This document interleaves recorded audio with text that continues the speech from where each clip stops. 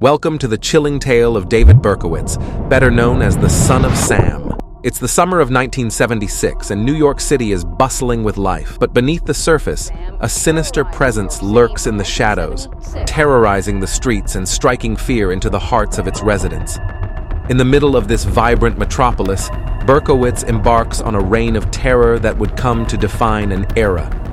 Born into seemingly ordinary circumstances, his transformation into one of America's most dangerous serial killers is as perplexing as it is disturbing.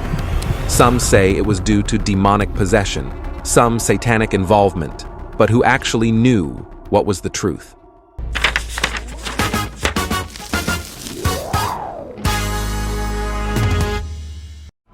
Join us as we delve into the depths of Berkowitz's dark psyche, solving the mystery behind his heinous crimes and the chilling legacy he left behind.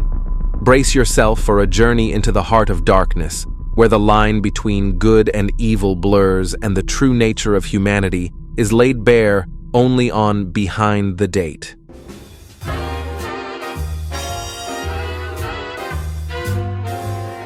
Berkowitz's series of shootings in New York City during the mid-1970s captured the attention of the nation.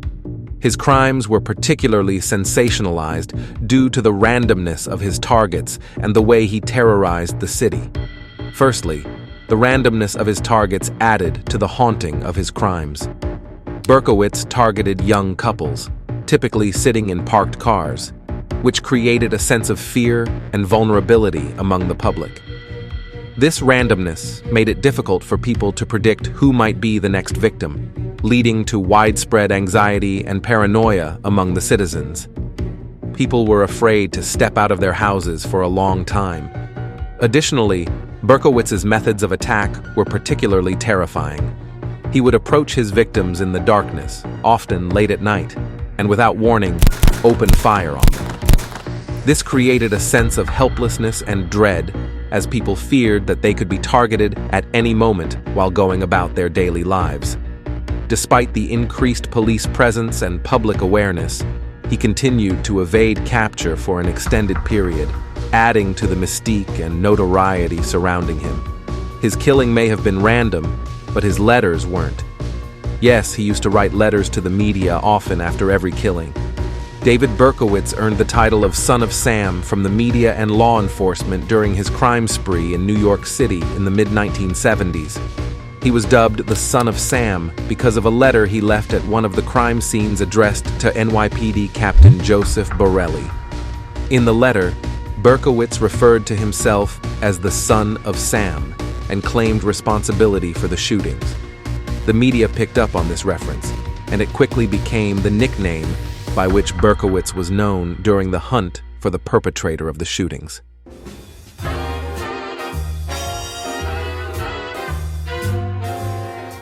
The randomness of his attacks struck terror into the hearts of New Yorkers as they realized that no one was safe from his brutal violence. The fact that Berkowitz targeted seemingly ordinary young couples in parked cars added to the sense of vulnerability and uncertainty among the public. People began to fear for their safety, particularly when out at night or in secluded areas. The once bustling streets of New York City became eerily quiet as residents hesitated to venture out after dark, wary of becoming the next victims of the elusive Son of Sam. Berkowitz's ability to evade capture for an extended period only added to the hysteria and paranoia. Despite increased police presence and widespread media coverage, he continued to evade authorities, leaving the city on edge and residents living in fear of the next attack. As news of Berkowitz's crimes spread, changes in behavior became apparent across the city. Residents became more cautious and vigilant, avoiding secluded areas and taking extra precautions to ensure their safety. Parents kept their children indoors after dark, and couples avoided parking in remote areas, fearing they could be the next targets of the mysterious gunman. The hunt for the Son of Sam became one of the largest manhunts in New York City's history, with law enforcement agencies dedicating significant resources to capture the elusive killer. The NYPD deployed hundreds of officers and detectives to investigate the shootings and track down leads, But Berkowitz managed to evade capture for an extended period, leading to frustration and criticism of the police response. The pressure to apprehend Berkowitz intensified as the death toll rose and the city's sense of security continued to erode. The Son of Sam case prompted law enforcement agencies to reevaluate their investigative techniques and protocols for handling serial crimes. The interagency cooperation and coordination observed during the manhunt for Berkowitz highlighted the need for improved communication and information sharing among different law enforcement agencies.